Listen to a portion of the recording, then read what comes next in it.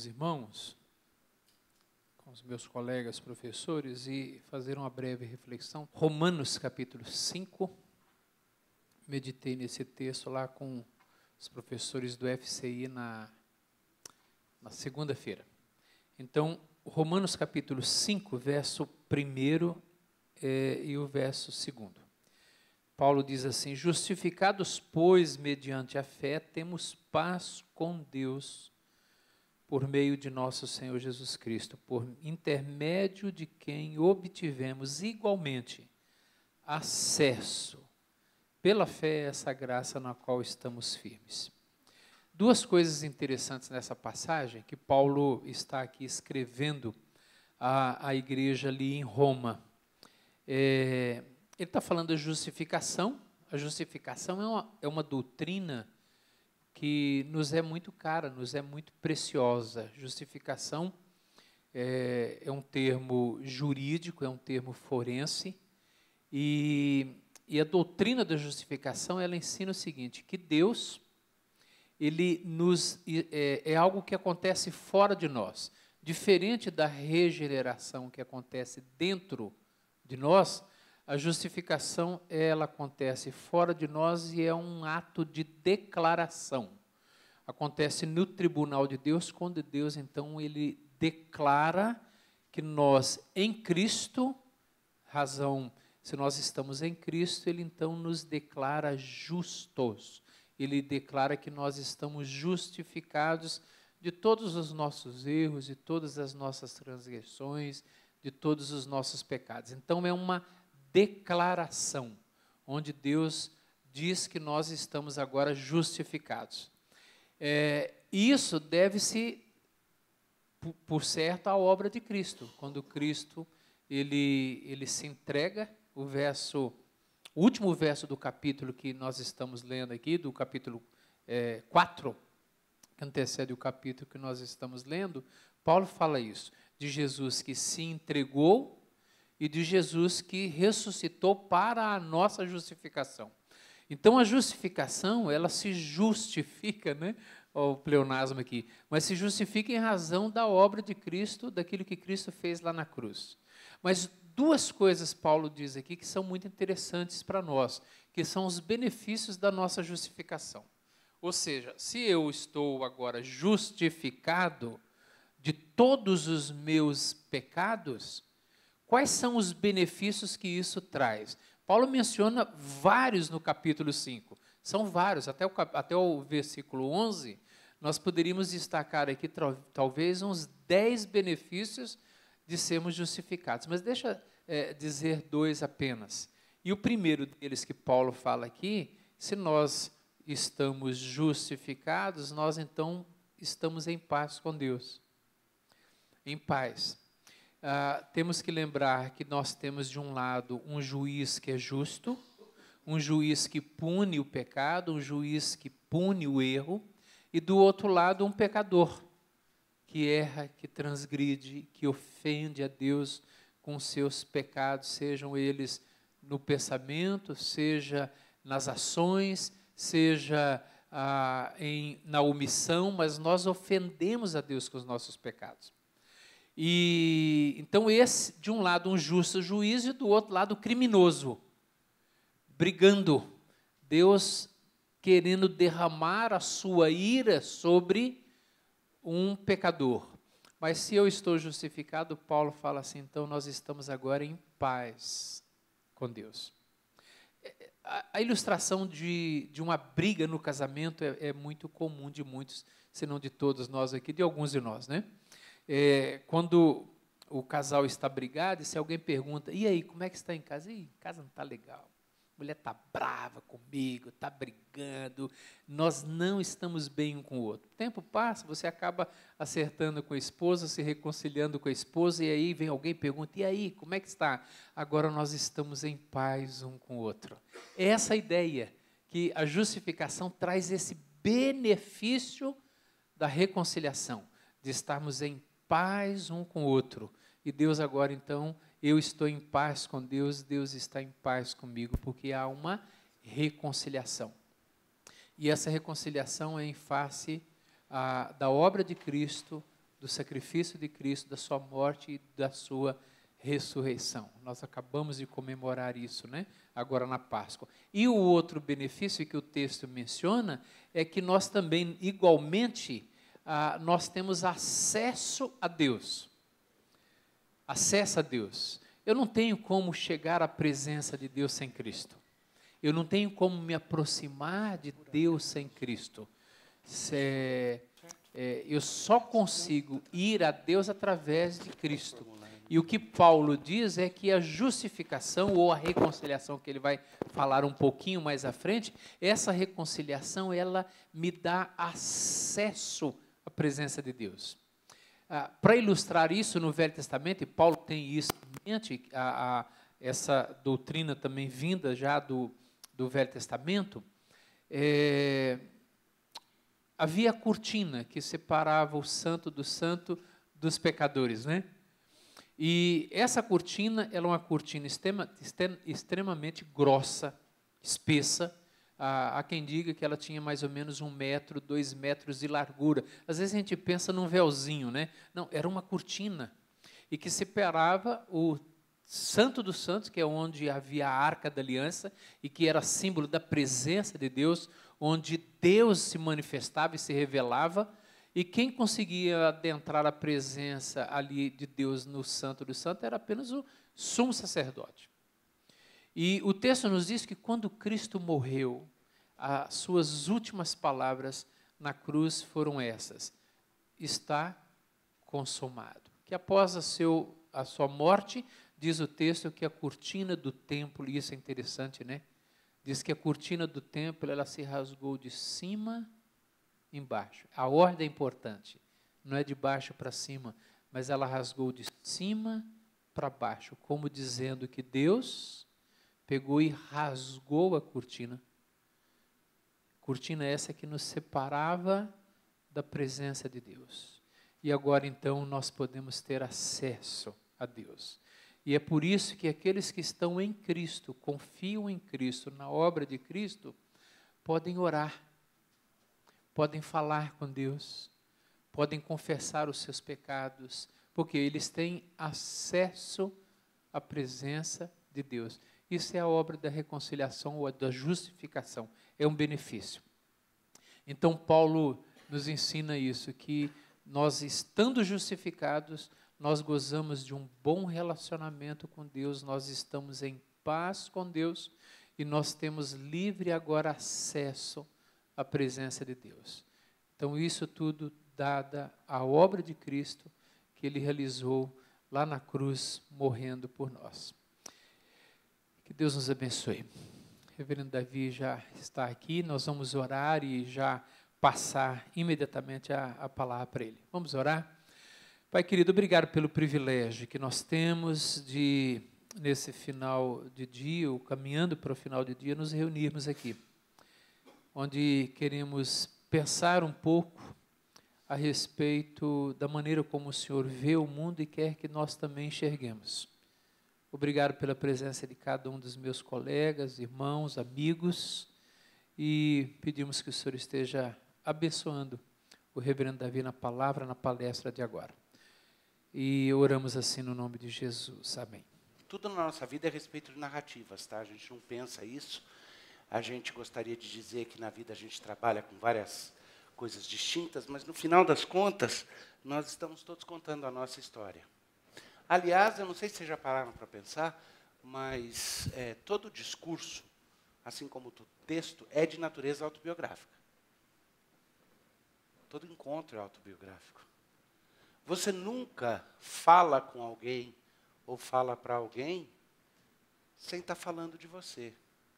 Não estou falando do narcisismo que a gente tem. Eu estou falando mais que isso. Eu estou falando que a gente nunca sai de dentro da própria pele. Nós habitamos a nossa pele para poder relacionar com os outros. O que significa que toda vez que eu falo sobre você, eu estou refletindo sobre mim. Não tem jeito, é necessário. Fomos feitos como criaturas que refletem a Deus. A alteridade, que é parte essencial de que nós somos, ela é uma alteridade que tem duas direções. Nós somos feitos para refletir e sermos refletidos. Tendo Deus como aquele no final das contas. Aliás, eu falei que todo discurso é autobiográfico, né? Todo texto é autobiográfico. Na verdade, é mais que isso. Todo texto ou todo discurso é parcialmente ou imediatamente autobiográfico. Não, não é imediatamente, porque às vezes o meu discurso é sobre outras coisas. Mas lá no fundo, ele tem uma camada muito profunda, onde ele é a respeito de mim. Mas mais fundo ainda se encontra uma outra camada, onde ele é a respeito de quem? De Deus. Todos os meus pensamentos, tudo o que eu faço, lá no final das contas, tem como ponto de transcendência, ponto final de referência, o único cuja existência é própria, ele é autoexistente, ele é o único ser não derivativo. Nós não somos só derivativos na roupa que usamos, nas palavras que usamos. Aliás, vamos lá. Nós, na academia, mais do que todo mundo, deveríamos ser bem claros quanto ao fato de que somos derivativos, né? Você pode pegar um monte de elemento de cultura. Pensa se a ciência seria possível se algum de nós não fizesse trabalho com vários aspectos derivativos. Você vai reinventar a roda a cada vez que você vai procurar uma inovação? Não, é necessário, a gente trabalha com... É o acúmulo do conhecimento, aquilo que Popper vai chamar de um muro, de uma construção que nós estamos fazendo. Mas o que eu queria dizer para vocês hoje, compartilhar, é de que esse não é aquele trabalho puro, intelectual, perfeitamente racional, cartesiano, que a gente gostaria de descrever como se fosse. E que, no final das contas, na verdade, é narrativo. É um trabalho muito mais de narrativa. Cada um de nós tem as suas histórias. E a nossa vida é feita das histórias que nós contamos e das histórias que nós contamos para nós mesmos. E elas são a respeito de várias coisas, mas no fundo não são. Eu queria falar um pouquinho hoje sobre a ligação que existe entre as nossas histórias, as nossas narrativas e a cosmovisão, a visão de mundo que a gente tem. Então, para isso, eu sei que tem alguns de vocês aqui que já trabalharam o suficiente com literatura para conhecer... Nossa, vai ficar vindo mensagem, né? Só não pode vir nenhuma assim, de Brasília, coisa desse tipo, né? Sem problema, não. A maior parte de vocês deve saber quem é o Fry, né? Herman Northrop Fry. Ele foi o cara que revolucionou a crítica literária. A meados do século passado, ele produziu material que deu uma reviravolta completa. Até lá, quando se criticava a literatura, você tinha 3 tipos básicos de crítica. Você tinha aquela crítica da literatura, da tradição literária, que era baseada, que era aquela crítica, vamos chamar assim, aquela crítica mais de gosto pessoal. Ela era uma crítica onde o crítico fazia uma descrição da obra literária e aí falava dos seus gostos ou desgostos, das forças e fraquezas. Então, ela era o que a gente chama de uma crítica eminentemente imanente à própria obra. A outra grande tradição era das críticas que vinham já como críticas encomendadas de viés ideológico. Então, você fazia uma leitura marxista para criticar a literatura, ou você fazia uma leitura freudiana, uma leitura psicanalítica, uma leitura... Você escolhia um viés, geralmente um viés que era escolhido por outras razões, e trazia para a literatura aquela leitura. E a gente está acostumado até com as teses de alunos nossos, quem trabalha na área das humanas, que chega e fala, quero fazer uma crítica de tal texto à luz da visão de fulano. Coisa comum. Agora, se parar para pensar, colocado do jeito... Eu sei que eu estou sendo um pouquinho malvado, porque eu já estou colocando de um jeito que fica patente a deficiência disso, né? Porque isso também não deixa de ser uma crítica. Um deles é uma crítica imanente, só de dentro. O outro é uma crítica na qual você está impondo de fora o que talvez não seja pertinente àquele autor ou àquilo que está sendo produzido naquela narrativa. O Herman foi o primeiro, e geralmente ele é referido só como Fry, ele foi o primeiro crítico a propor que talvez fosse possível uma alternativa. Ele disse, será que não é possível entender? Será que não existe uma estrutura nas metanarrativas que seja uma metaestrutura e que a maioria da literatura siga esses padrões? Enquanto Chomsky estava falando, será que a linguagem não é fruto de algum tipo de hardwiring no cérebro? Será que a razão pela qual tantos idiomas distintos, mas tem o suficiente de pontos em comum na composição da linguagem, não é porque o cérebro da gente foi feito, já isso daí é coisa lá para o Marcus Eberlin e a turma do Discovery descrever para a gente, como o cérebro humano já foi, a engenharia dele é para a linguagem. Por isso que as nossas múltiplas linguagens têm algumas coisas em comum. E o Freud estava perguntando, será que a própria linguagem, que a própria literatura não tem isso também? Na obra clássica dele, Uma Anatomia da Crítica, 1957, ele propõe como escapar daquelas visões, daquelas críticas literárias extremamente ideologizadas e, ao mesmo tempo, escapar de uma crítica só imanente. E propor uma análise na qual você descubra, na própria literatura, alguns padrões e estruturas. Ele identifica alguns desses, aí o Freud propõe o seguinte, ele olha e fala, quando você observa a grande tradição ocidental de literatura, você descobre que existem alguns, de fato, alguns arquétipos, ele chama de arquétipos. Ele propõe que existem 4 aspectos diferentes no qual a crítica literária deve proceder, começando com uma crítica histórica, aí ele propõe, então, o que ele chama de uma crítica simbólica, uma crítica dos símbolos, uma crítica semiótica, ele fala de uma crítica ética, e aí ele fala de uma crítica de gênero.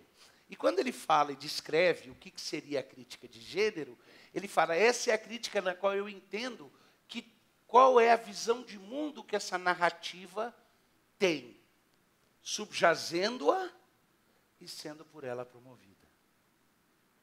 E aí tem um ponto de encontro com a nossa discussão de cosmovisão, que a gente sempre tem. E o que eu quero oferecer para vocês é algo que vai enriquecer a sua habilidade de entender suas próprias histórias e suas próprias narrativas e de dialogar com as pessoas que têm histórias e narrativas diferentes das nossas. Tá? Quando o Freud está fazendo esse trabalho, ele identifica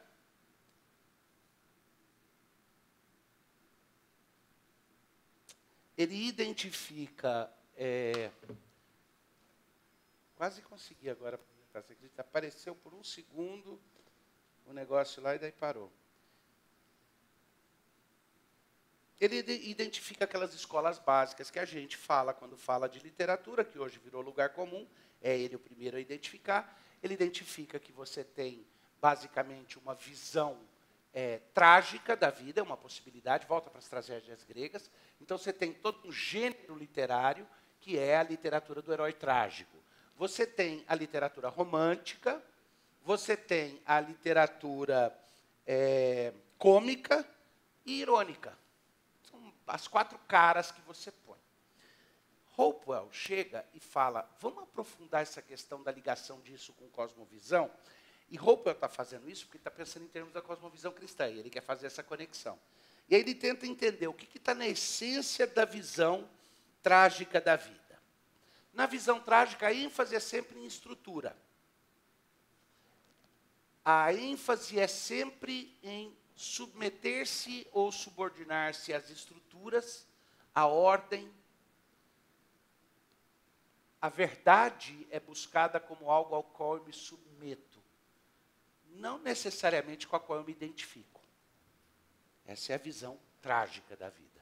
Então, o herói trágico é aquele que se submete às suas circunstâncias e estoicamente sobrevive e guarda a sua honra. E chega no final afundando com o navio. Vamos lá, o herói trágico, o cara que vai com o Titanic e não abandona. Vai até o fim. Mas a visão cômica da vida, ela é antípode da visão trágica. Na visão trágica, você submete como forma de se relacionar com a verdade. Na visão cômica da literatura, na tradição cômica, A ênfase é no processo intuitivo. A ênfase é no fato de que existe um mundo que está caminhando da dissipação para a ordem, e a verdade não é necessariamente alguma coisa com a qual ao qual você se submete, é algo com o qual você se identifica. Certo? Então, da dissipação para a união, tendo como a verdade como objeto com o qual eu me identifico. Essa visão é a visão, tradicionalmente, da literatura cômica, da visão cômica. Por isso é que na visão cômica, o grande inimigo a ser vencido são as limitações das estruturas canônicas. O herói cômico é sempre um herói anti-herói, não é? Precisa ser, porque ele precisa ser alguém que se liberta das visões escravizantes ou alienantes. E a visão canônica é sempre vista como aquela que é escravizante e alienante. Então, o nosso herói cômico é quase que a antípode do nosso herói canônico. Ele é o anti-estoico. Certo?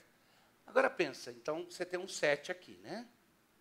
Canônico, ou seja, o trágico canônico, eu estou usando, vocês vão entender por quê. E o irônico, que é o gnóstico, o gnóstico. A visão gnóstica, que é ligada ao cômico na literatura, e a visão canônica, que é ligada ao trágico na literatura. Imagina que eles são antípodes, um está aqui e o outro está aqui, é uma polaridade invertida. Certo?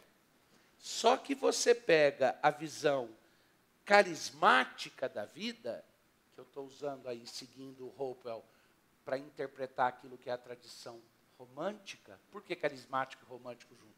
É que não é carismático de igreja, se é pentecostal, não é. Estou falando carismático no sentido de visão de mundo, né?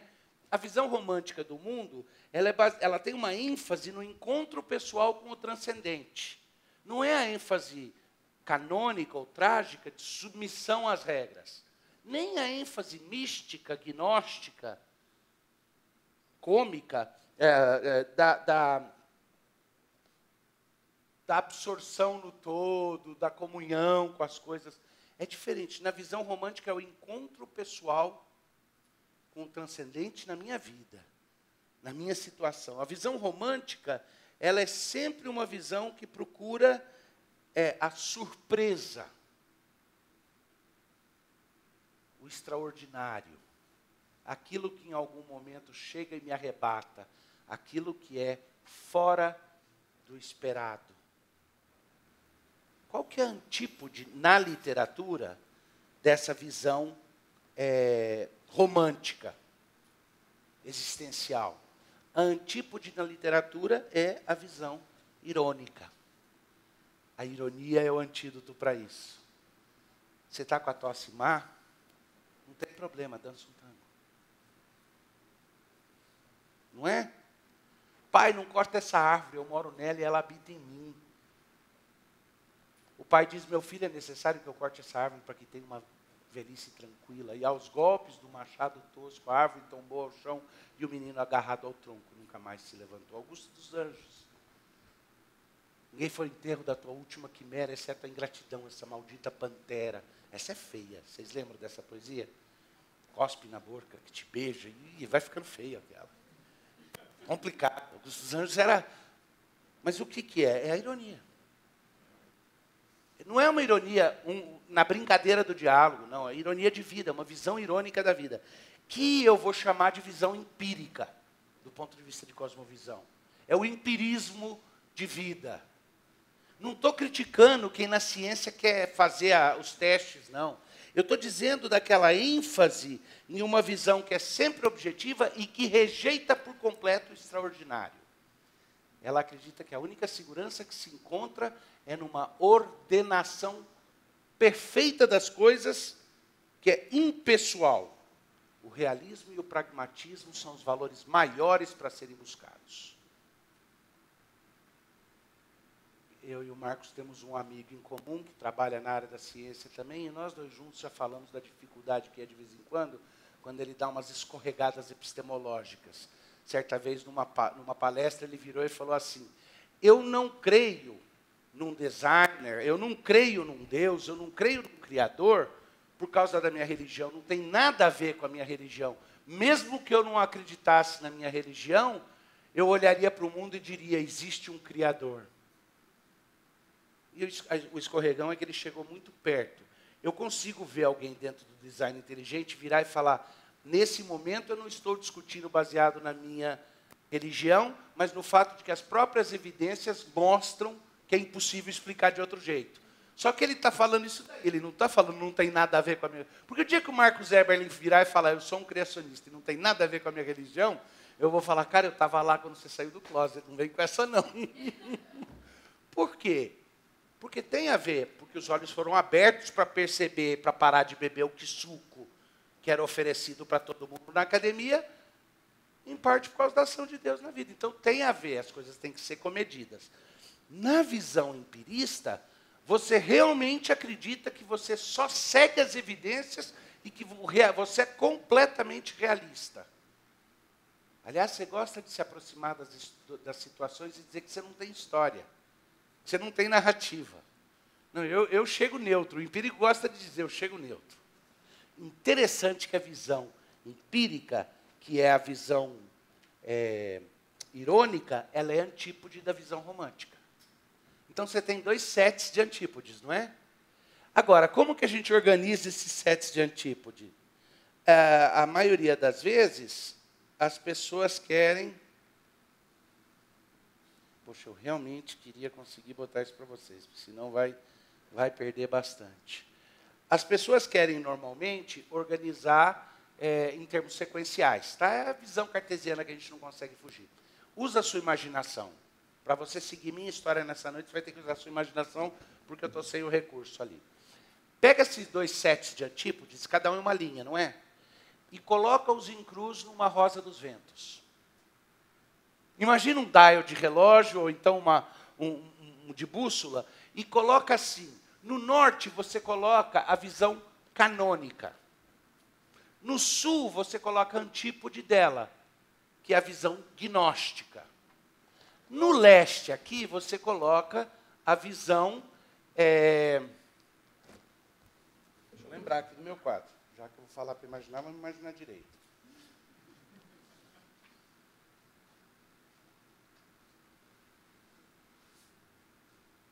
Sim, você coloca a canônica e a gnóstica. Daí você coloca a carismática aqui e, na outra ponta, a antípode dela, que é a visão irônica da vida, ou a visão empírica, empirista da vida. E imagine que esses 4 pontos cardeais formem um grid para você, com graus diferentes. E imaginem que tivesse um jeito de perceber aonde uma narrativa está. O quanto ela está tendente para um lado ou para outro, para cima e para baixo. E ao fazê-lo, você estivesse identificando, de certa forma, qual é a tendência de cosmovisão de uma narrativa. E olhando para o Fry, propondo fazer isso com a literatura, dá para descobrir que dá para fazer de forma incrível. E que dá para situar a gente. Dá para ter uma boa noção de qual é a minha tendência. E não tem nada melhor do que entender qual é a minha tendência para entender o que é que eu preciso para equilibrar minha visão, minha narrativa e como que eu falo e atravesso o hiato com a narrativa dos outros. Porque essas narrativas não são meros hábitos literários. Na verdade, é jeito de ver a vida. Gozado que você pega, hoje em dia, por exemplo, está tendo um ressurgimento dentro de alguns psicólogos populares de algo velho que eu pensei que estava enterrado, e eu estava tão aliviado de estar enterrado, se eu soubesse, tinha mandado cimentar em cima do caixão. Mas houve uma época que um cara chamado Teno Arraia apareceu com uma obra que resgatava um pensamento velho, aristotélico, chamado Teoria dos Temperamentos. E o Lenin publicou um livro chamado Temperamentos Controlados pelo Espírito Santo. Ele dizia assim, todo mundo é ou fleumático, ou isso, ou isso. Tenho certeza que vários de vocês chegaram a beber um pouquinho desse suco. Eu também, quando era criança. Nós crescemos, né? O problema é que estava errado. O problema é que aquilo é uma tipologia que não dá para fazer. Primeiro que é só você estudar a natureza humana um pouquinho e você descobre que ninguém é estático. Então o que é? Hoje eu sou fleumático, amanhã eu não sou mais. Porque eu mudo. Nós estamos em processo, nós somos seres em processo. Até a nossa personalidade ela é fluida. Tem elementos que permanecem, mas grande parte dos elementos mudam. Não dá para fazer com aquela rigidez. Agora tem um psicólogo secular, contemporâneo, que resgatou essa ideia e está popularizando de novo. Essa ideia, ela é um reducionismo barato. Sabe por que ela cola? Sabe por que colava até para a gente? Porque ela bate com uma realidade, só que ela está invertida. É que, de fato, há uma tendência nas narrativas explicativas, desde a grande literatura até a arte, até a forma como a gente lida, uma tendência de ou um realismo exacerbado, ou então um romantismo exacerbado, ou uma tendência de um estoicismo exacerbado, ou de um existencialismo exacerbado. Esses 4 polos se manifestam na filosofia, acabei de falar, 4 sistemas filosóficos que são em antípode um com o outro. 4 estilos literários, 4 gêneros literários que se manifestam, e eles correspondem um pouquinho com esse negócio aí dos temperamentos. Aí você pega uma realidade que existe lá fora, internaliza e fala que ela é constitutiva de você, como você vive a sua experiência, os reflexos de fora afetam, parece que é verdade que você é assim mesmo. Não é que você é assim mesmo. É que as histórias que a gente conta tendem a ser um desses 4 pontos cardeais. E aí a gente pega e traz para dentro algo que, na verdade, é uma característica mais ampla, uma característica pressuposicional de cosmovisão, e a gente assume como se aquilo fosse uma teoria de personalidade. Aí pisa na bola, porque a gente quer enquadrar dentro da teoria de personalidade. Aí você quer forçar o seu pé 44 num sapato 38. Não vai dar. Só cortando. Aí dá. Então, nesse sentido, o bacana é ver e descobrir as características que estão dentro dessas formas de ver o mundo, pegar os núcleos de significado. Agora eu vou correr, então eu vou pegar uma questão filosófica um pouco mais pesada. Para alguns de vocês vai fazer todo sentido. Vamos pegar, por exemplo, as características de narrativa, tá? Que é uma categoria inteira que se usa dentro de... Qual é o motivo principal de cada uma dessas visões? A visão canônica sempre enfatiza sacrifício, enquanto que a visão gnóstica sempre integração. A visão carismática sempre é aventura, enquanto que a visão empírica é sempre o teste, ser testado. E cada uma tem seu movimento próprio. O motivo é esse. Mas qual é o movimento? O movimento da visão canônica é união mediante a subordinação. O movimento da visão gnóstica é subordinação mediante a união. A direção contrária, a polaridade está invertida. O movimento dentro da visão carismática é uniformidade mediante a variação. Ou seja, unidade pela pluralidade, pelo abraçar da pluralidade. Enquanto que na visão empírica é variação para a uniformidade. Tá? Aí você olha ali o que a gente chama de sumário de corpo, ou seja, a somativa. O que é que acontece, né? No âmbito individual, no âmbito social e no âmbito cósmico. A situação, resposta e revelação. Olha a diferença. Situação, o orgulho é o problema do ser humano. Resposta, entrega, sacrifício. Resultado final, justificação. No âmbito social, o problema da humanidade é o vício. A solução para a humanidade é a justiça. E o resultado final é o bom julgamento. No âmbito cósmico, o problema são os principados e potestades. A resposta é a paixão. E, no final das contas, o objetivo final é o reino de Deus. Mas agora vamos olhar esses mesmos elementos numa visão gnóstica. O problema é a ignorância, a solução é a iluminação e o objetivo é paz, no âmbito individual. No âmbito social, o problema é o desacordo. A resposta é sabedoria e o objetivo social é a harmonia. A harmonia social é o end result, é o game para a gente. Tá? E no âmbito cósmico, a ilusão, que precisa ser derrubada pelo processo para que todos reconheçam a união de todas as coisas. Eu não vou continuar o quadro todo por uma questão de economia e tempo, mas você pegou a ideia de que você consegue encaixar os diferentes jeitos de se ver para a vida? Agora, a narrativa da sua vida, você tem um problema, você encara um problema, você vem com a solução e você sai. Essa é uma narrativa. É baseado numa narrativa. Você tem um script na sua cabeça de como que isso deve acontecer, como que aconteceu, e geralmente você reproduz a narrativa ou você altera conscientemente a sua narrativa.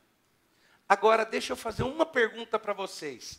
Vocês acham que existe algum termo ou conceito nesse quadro inteirinho que seja inerentemente errado?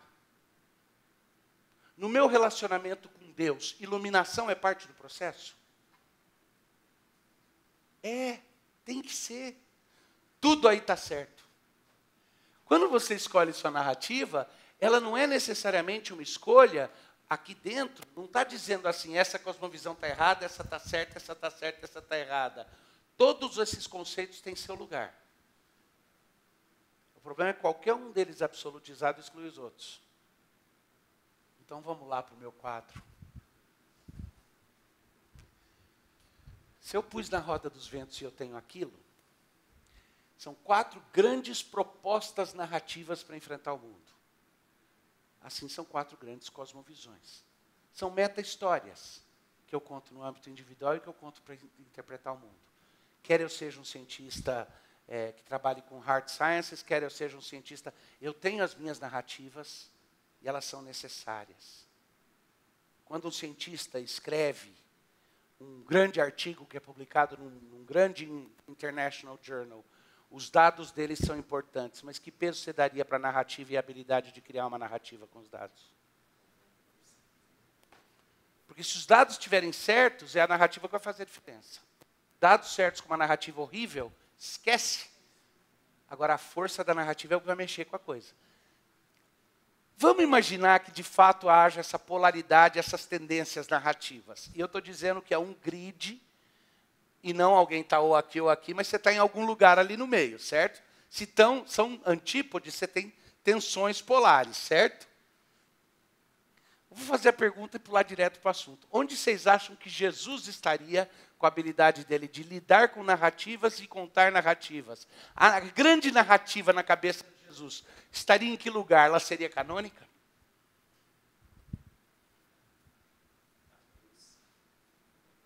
No meio, na cruz.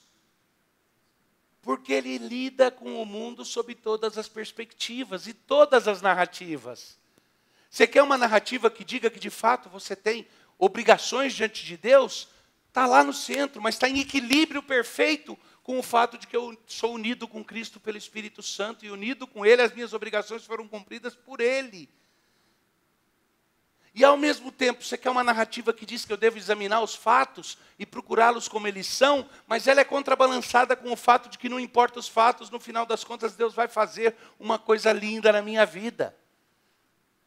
E é na combinação e na habilidade de lidar com essas narrativas dessa forma que eu descubro a flexibilidade que eu preciso para falar com pessoas que estão presas em narrativas que foram absolutizadas como se fossem as únicas. Vocês conseguem olhar para isso e pensar nos colegas e alunos que estão presos num loop de visão romântica da vida, de visão carismática, onde tudo precisa ser milagre, tudo precisa ser o extraordinário, onde tudo, ela está presa num círculo existencial de experiência subjetiva e sofre por isso. Mas vocês têm colegas que estão presos num círculo de pseudo-objetividade e sofrem porque eles sabem que é pseudo. Eles sabem que não dá para negar a subjetividade. Eles sabem que se o mundo realmente fosse um substrato de energia em diferentes configurações, não valeria a pena chegar em casa e dar um beijo na esposa. Muito menos gastar dinheiro com os filhos, cuidando deles por vários anos, para depois ser desprezado por eles quando eles crescem. Ah, não, mas você está tendo uma visão pessimista.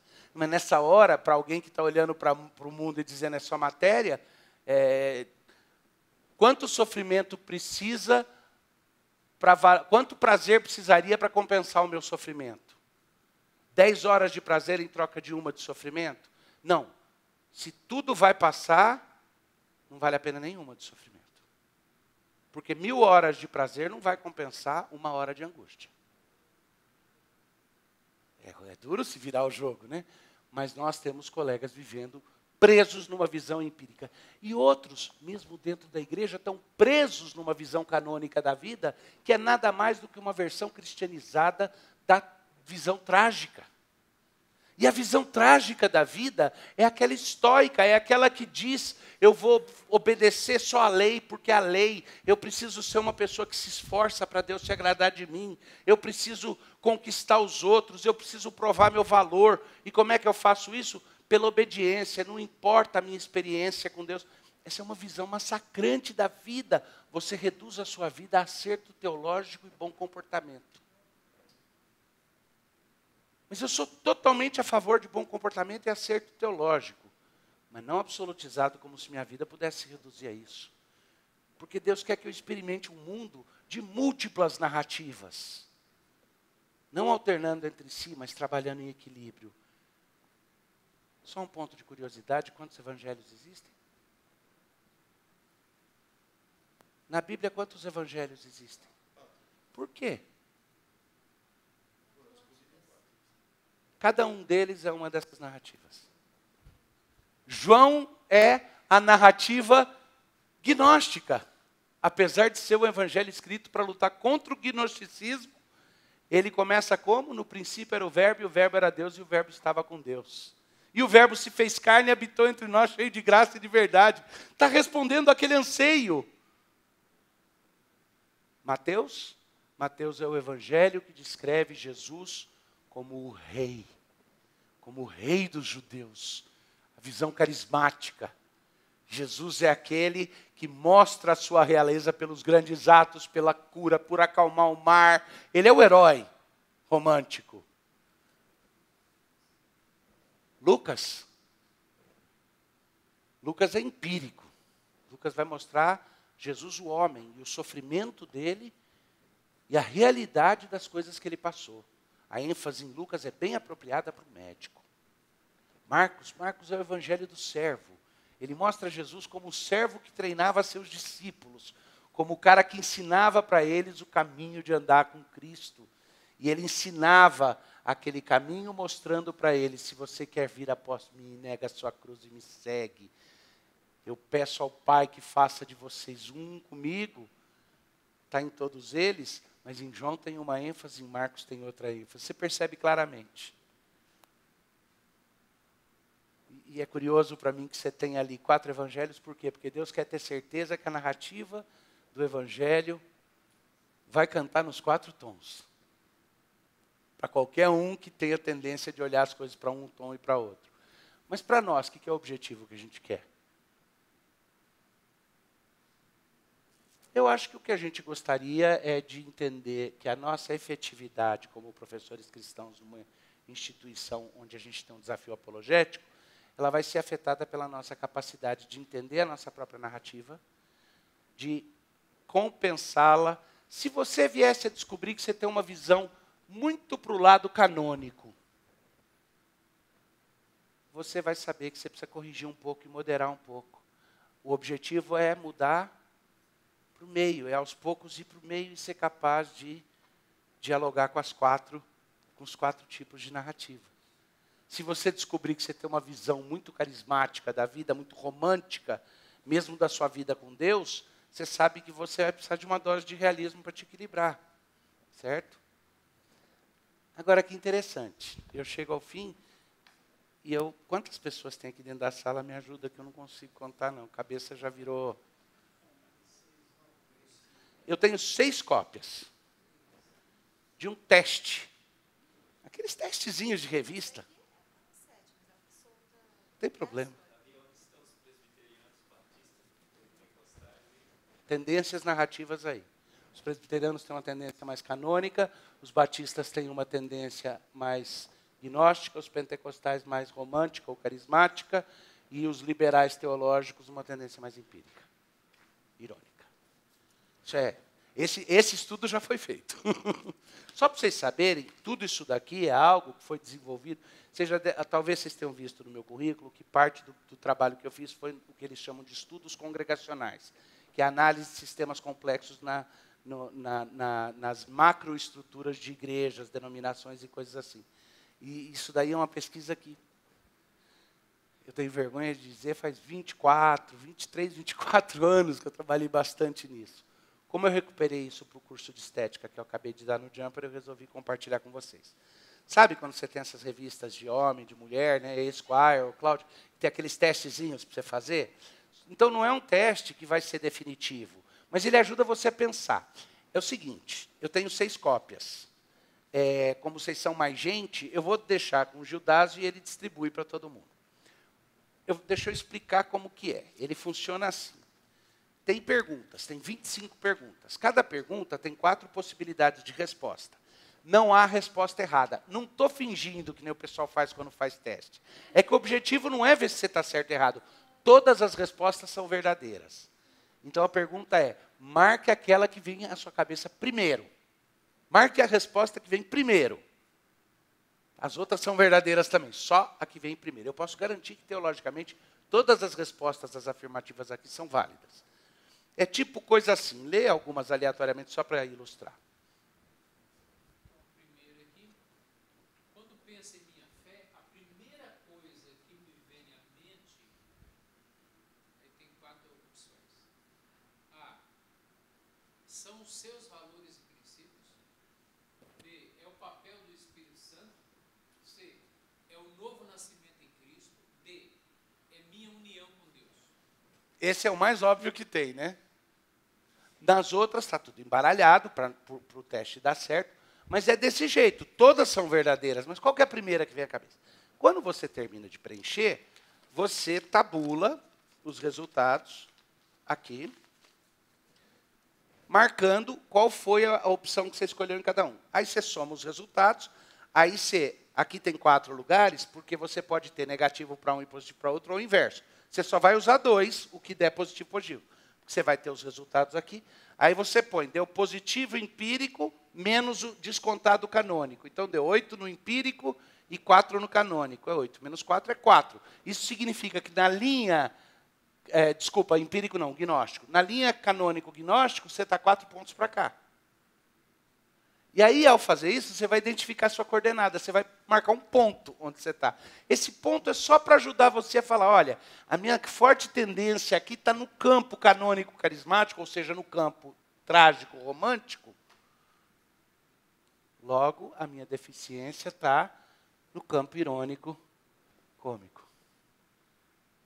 Eu preciso trazer um pouco de essas outras coisas para a minha vida. E o interessante de fazer, eu já fiz essa experiência numa igreja com 500 membros, é fazer da igreja inteira e aí plotar um gráfico. E descobrir que uma igreja tem tendências. Um certo cluster numa região ou noutra. E aí você ir lá e mudar o seu púlpito e passar a pregar para puxar o pessoal.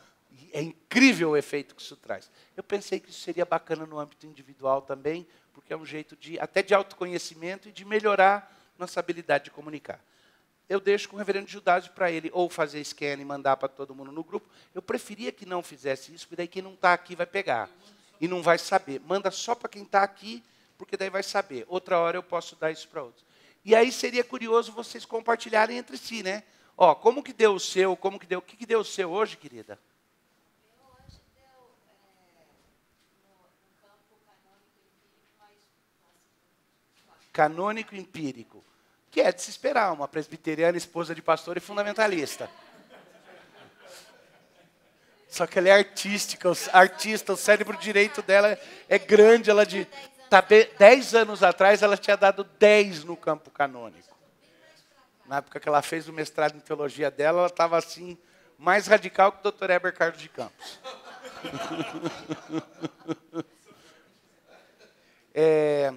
Era isso que eu queria compartilhar com vocês. Ok, vamos encerrar orando. Professor Israel, querido, vem cá. Você ora para nós encerrando.